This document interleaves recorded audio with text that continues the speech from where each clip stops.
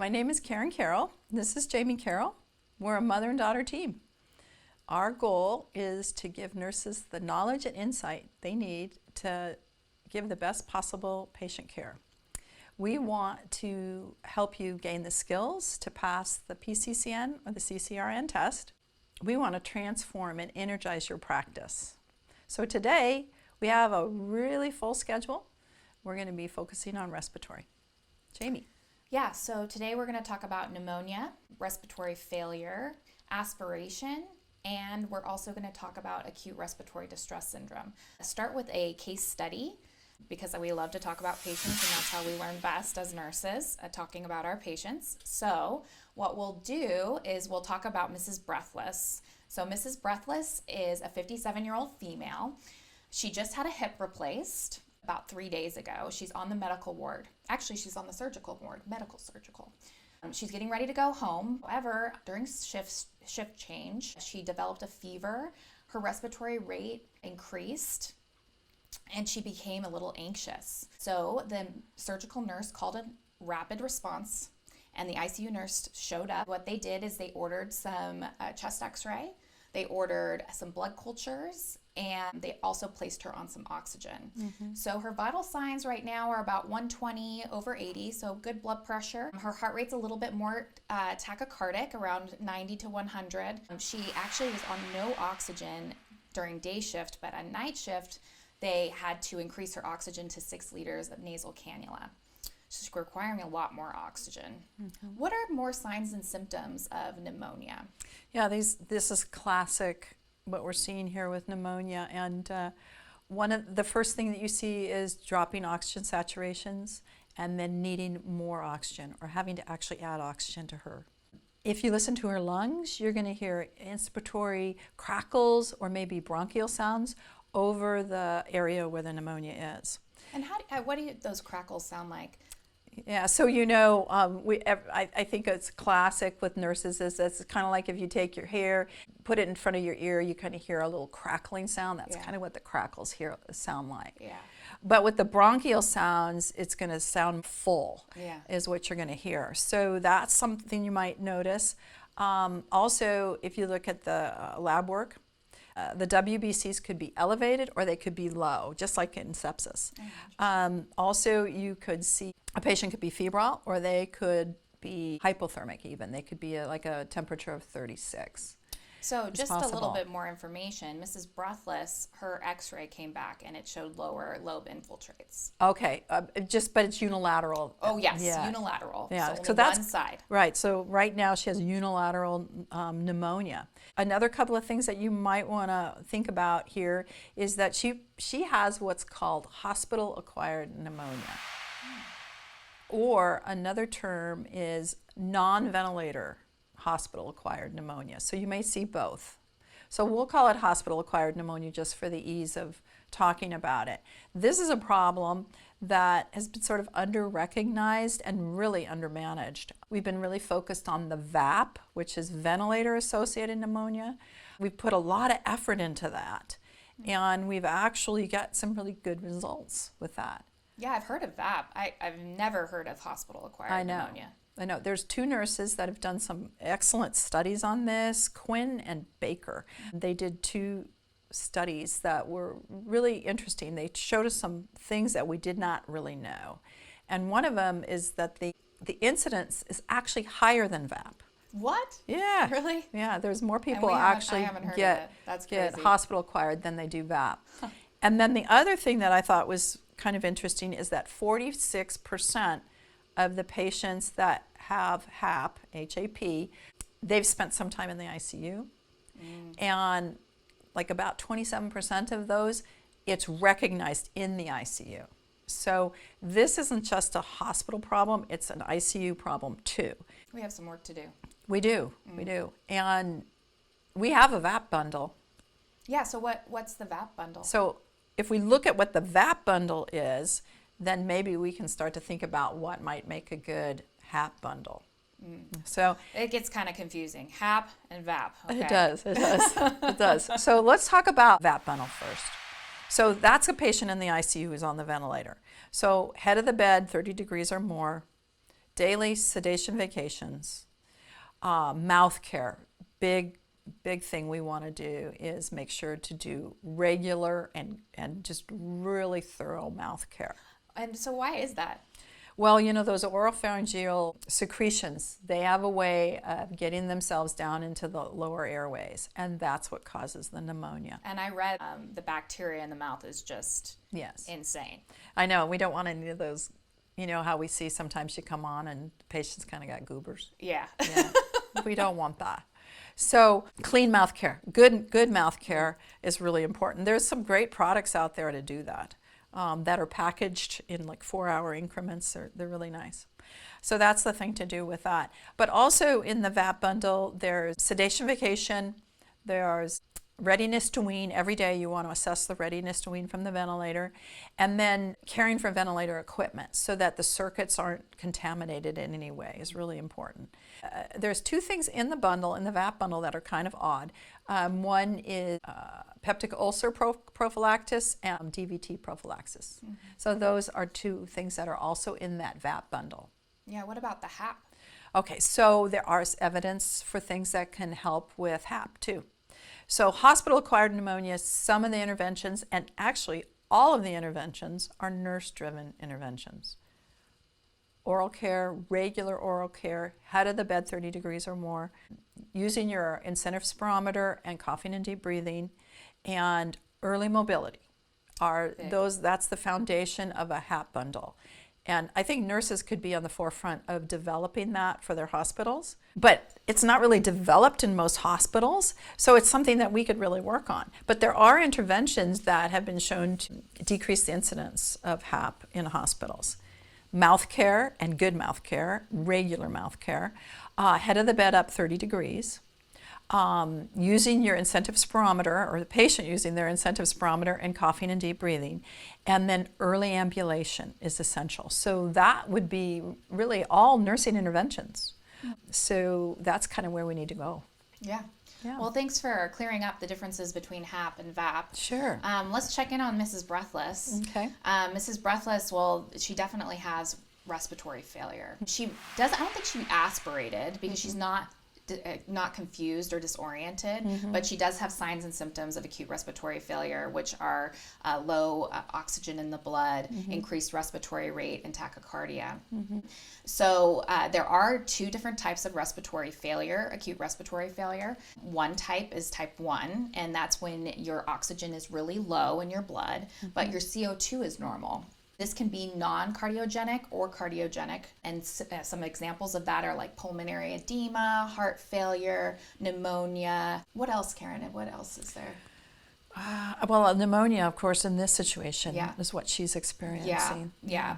So, and then heart failure for like cardiogenic. Like pulmonary edema. Pulmonary edema, for sure. The patient will try to increase their oxygenation by increasing their respiratory rate or their minute ventilation. What you'll actually see on the ABG is you'll see a respiratory alkalosis with hypoxemia. Yeah. And hypoxemia is an early finding, right, Karen? That's right. Yeah, that is type 1. And I think you're going to discuss type 2. But before we could discuss type 2, I want to talk about acute, like when your patient aspirates and what you might see. So Miss Breathless, she wasn't confused, but if you had a confused patient, you might aspirate some of their secretions and you might hear so that crackles, or if there was a bronchial obstruction, you might not even hear any lung sounds. And then you would see signs and symptoms of respiratory failure as well. Yeah, and they may be coughing and... Oh yeah, they would be coughing. It would not be good. So coughing, and even prolonged coughing and vomiting, can increase your chance of aspiration. Sure. You know what else I was thinking is that if they have altered anatomy, like an NG tube or an endotracheal tube or a trach, that's going to increase their aspiration risk too. Oh yeah, that's a good point. Yeah. So type 2 respiratory failure is going to be where you have hypoxemia and hypercarbia. In other words, your oxygen, your PaO2 is low, and your PCO2 is 50 or greater.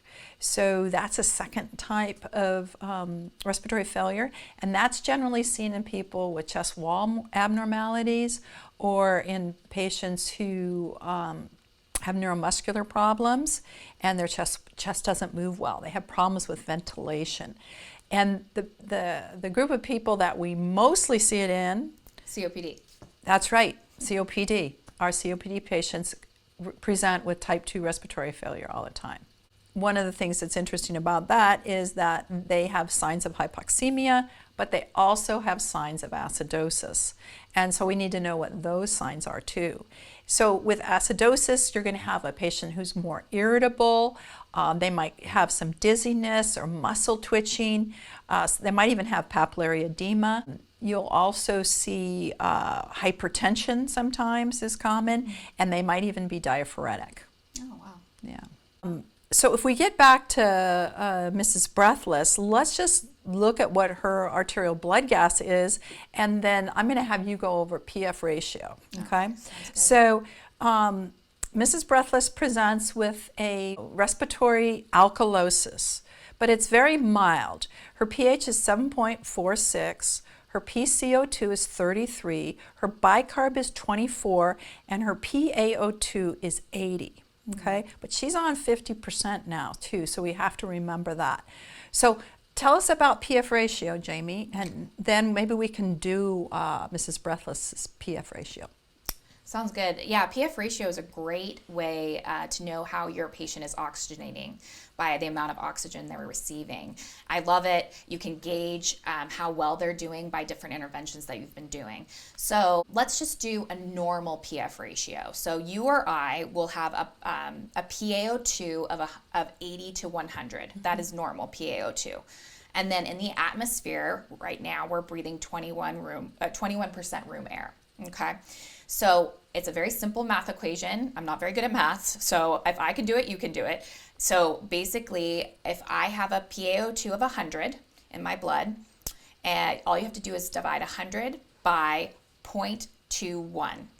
So we're going to take the percent and turn it into a decimal, if you remember that in elementary school. So what we get is around 476 or so. So that's a normal PF ratio. PF ratio above, what is it? Above 400. Above 400 is normal. So Mrs. Breathless, well, she has a PaO2 of what again? 80? She had a PaO2 of 80 and she's on 50%. So if we do a PF ratio with that, we go 80 divided by 0.50, which is 160. So does that, now we are going to kind of go into the topic of ARDS. Does that meet the ARDS requirement? Well, actually, a PF ratio of 160 falls into the category of a hypoxemia that could be ARDS, moderate degree of ARDS. But you have to have other criteria too. You can't just go on just the PF ratio, but that is one of the most important parts of the definition. So if we want to think about what the other criteria are, let's look at those. Okay. So the first one is that this has to be an acute onset of a problem. So with Mrs. Breathless, she has pneumonia. So that could be an acute onset for ARDS. And then you also have to make sure that on X-ray or on CT scan that the patient has bilateral infiltrates. But she didn't have bilateral. I know. So I don't think she's probably has ARDS right now, but she could, because one of the major causes of ARDS, one of the direct insults for ARDS, is pneumonia. Exactly. Yeah. And the other ones are things like aspiration, which is aspiration and pneumonia kind of go together. But you could also have other kinds of direct insults to the lung that could cause ARDS. Like the flu. Like the flu, yes, and we're sure seeing a lot of that this year. We have actually, it seems like we've had a lot of flu in the last couple of years. But the flu, other kinds of infections, those are all direct injuries. You can also have indirect injuries for ARDS. And those are things like sepsis, being on the cardiopulmonary bypass pump. Pancreatitis is a big one. Don't want to mess with the pancreas. I know, it's an angry little organ. And then also any kind of trauma that patients can experience. But remember, sepsis is the major one there. So that's a little bit about ARDS. Let's see if we got it all. Acute onset, bilateral opacities or infiltrates on the chest X-ray, hypoxemia of those 3 different levels. That's the Berlin definition. So in 2012, there was a conference, and they basically came away with mild, moderate, and severe ARDS, Jamie. What about that word? Acute lung injury. I always used to hear this. He's got acute lung injury. Right. What is that? What does that do? Well, you know, at the Berlin conference, they determined that term was confusing clinicians. It is a little confusing. Yeah. And so they stopped using that term altogether. And now what you're just going to see is you're going to see mild ARDS, which is really acute lung injury. So they're really about the same. So now we just have this spectrum of ARDS from mild to severe. Also during that Berlin conference, they got rid of the use of the PA catheter to diagnose whether or not someone's fluid overload was related to the heart or the lung. And so we don't need that anymore, and that's good because PA catheters are sort of falling out of favor, or people aren't using them very much.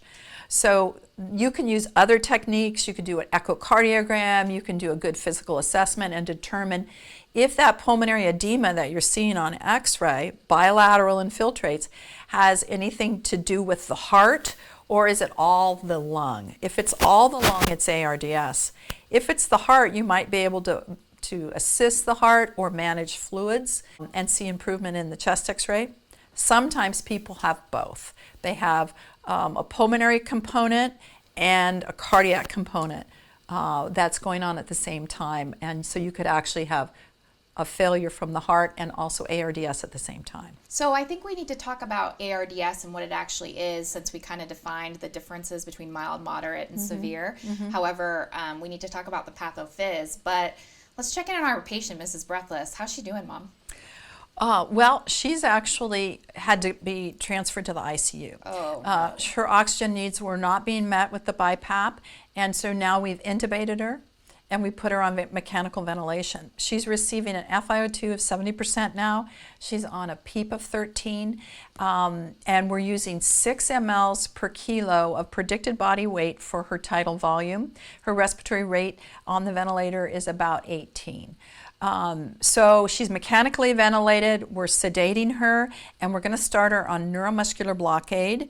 And so at this point she has moderate ARDS, and we probably should talk about Well, she had moderate ARDS, so she now has bilateral infiltrates. She has bilateral infiltrates. On the chest x-ray. That's right, and she doesn't have any cardiac or fluid overload indicators. So this is strict ARDS. Yeah. So and her ABG again, so we can calculate the PF ratio. Oh yeah, let's do her PF ratio. So her PaO2 is 88, but she's on 70%, Jamie. All right, let's get our math Do it. tools on here. So 88 divided by 0.70, which is around 126. Okay. So where does that fall?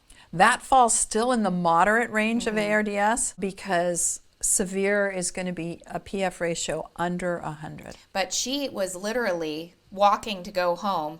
That's and right. now, 12 hours later, she's in moderate ARDS. That's right. That's how it happens. This happens real quick. It does. It All does. right. So let's talk about the phases. There's 3 phases in ARDS. The first phase is the injury phase. And in the injury phase, this patient could actually be out on the ward.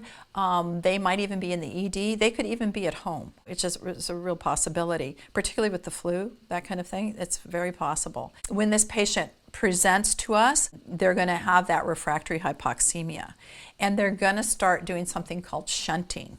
But before we talk about shunting, let's talk about what's happening in the alveoli. So normal alveoli are dry and open, and they have a few little macrophages that are hanging out looking for infection.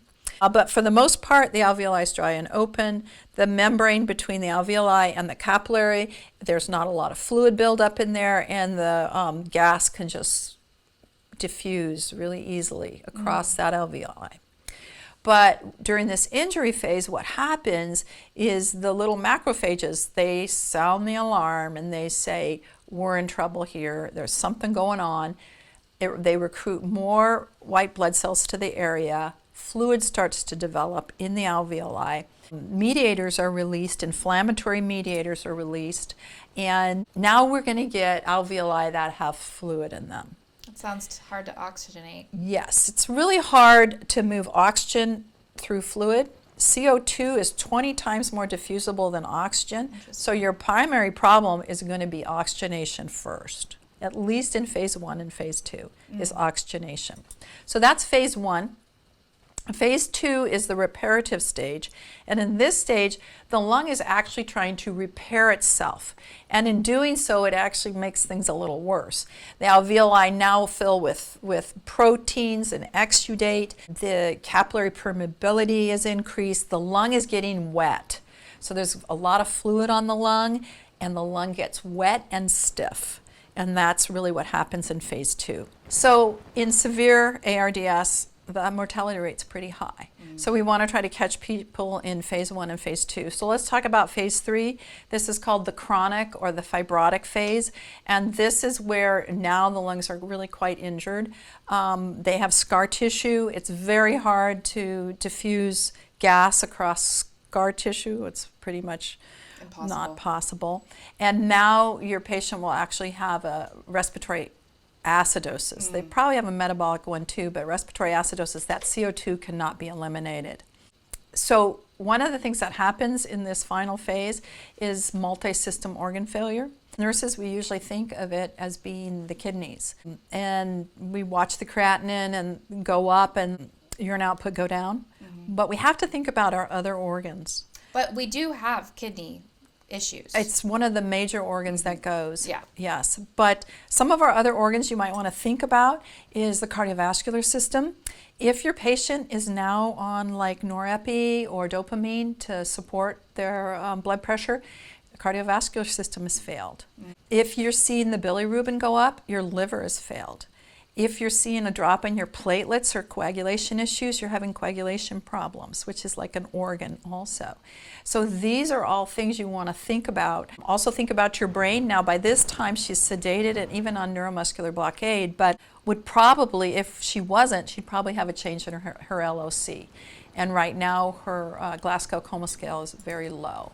So you can see that organs can become involved in both stage 2, but really in stage 3. What about the skin? The skin is the largest organ. Yeah, and that can fail easily, and skin breakdown is going to be very, very common in phase 3. Well, thanks, Karen, for explaining the phases of ARDS. How are we as a group of medical professionals about recognizing ARDS? Well, you know, we talked a little bit about Bellini's study, and 40% of all ARDS cases are never diagnosed. In other words, it's never listed in the chart. And the problem with that is that when clinicians don't recognize ARDS, they're less likely to use evidence-based practice. Evidence-based practice. And so they don't end up using the interventions that really have been proven to decrease mortality and improve outcomes. So let's talk a little bit about the evidence-based medicine, evidence-based practice for ARDS. So what's going on is we want low tidal volume. We talked about a little bit about that. So we really want anywhere from 4 to 8. No, I think it's actually 4 to 6 milliliters per kilogram of predicted body weight for our ventilator. And actually, it's a really high percentage that are still receiving 8 milliliters per kilogram of predicted body weight. So we as nurses can be on the forefront of asking the MD, hey, what's going on here? Should we lower this? Right. Prosiva, which is like the hallmark study for proning and for ARDS, really did 6 milliliters per kilogram of predicted body weight. Right. So that's one of the main interventions that we need to do. How about other interventions? Yes, and you know, it's interesting because on the predicted body weight, the low tidal volume, most hospitals are trying to use 4 to 6, but you'll still see in the literature up to 8. Oh, okay. But I know a lot of hospitals are trying to work with a 4 to 6. You want to use predicted body weight because obese patients don't have bigger lungs, so you don't want to give or extra air related to that. Okay. And why would you want to not go above 8 milliliters per kilogram? Because you can get secondary lung injury.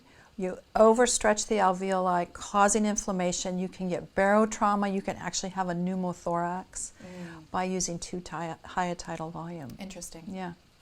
So what about other interventions?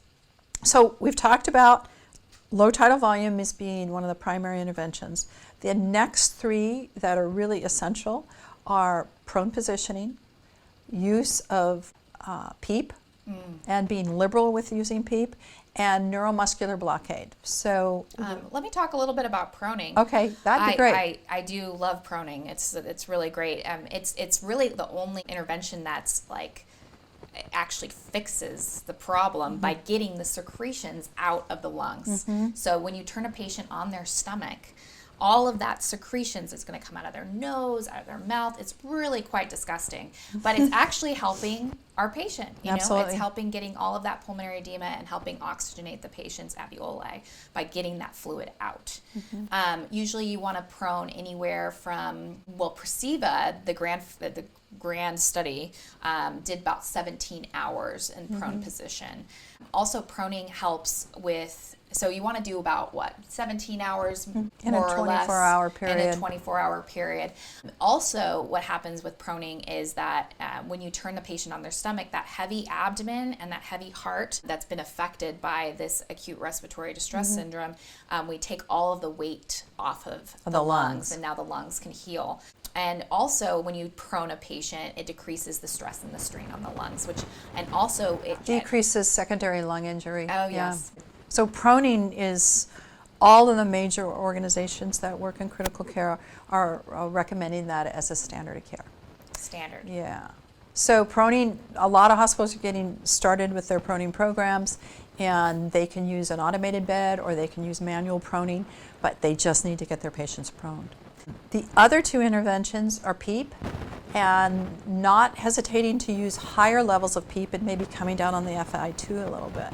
And so when I say higher levels, I mean like over 10 or over 13 centimeters of water pressure of PEEP is okay to use. PEEP, just like proning, recruits alveoli that you didn't have before.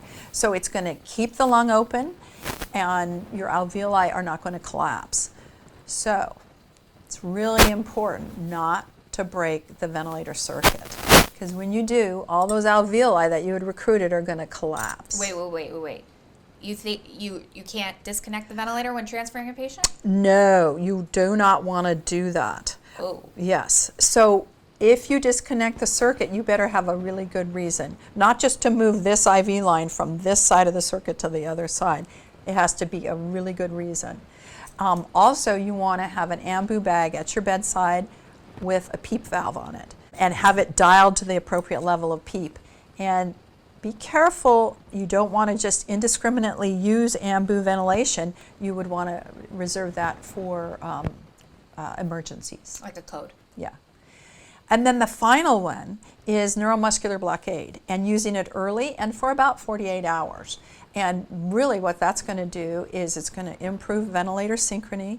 The patient's chest wall isn't going to be fighting with the ventilator, so your inspiratory pressures will come down. It it'll relax the diaphragm, which is going to be helpful. So secondary injury to the lung is going to be minimized by using neuromuscular blockade. So basically, low tidal volumes, PEEP, not being afraid to use increasing PEEP, prone therapy, neuromuscular blockade. That's really the foundation of a program to treat ARDS. Now, so if we use all of these, is there a study that's used all of these and found decrease in mortality? Well, landmark study in 2013 was the Prosiva study by Which we've Karen. talked about a little bit. We've already Yeah. talked about it a little bit. It was a French study, and they used low tidal volumes. They proned their patients for 17 hours. And so that's going to be really important.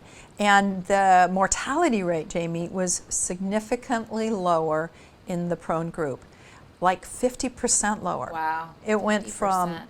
to 16% in the prone group, and mortality in a supine group was 32%, or even a little higher, 32.8%. In the supine group. So we can see that based on that study, everybody's proning. Yeah. Yeah.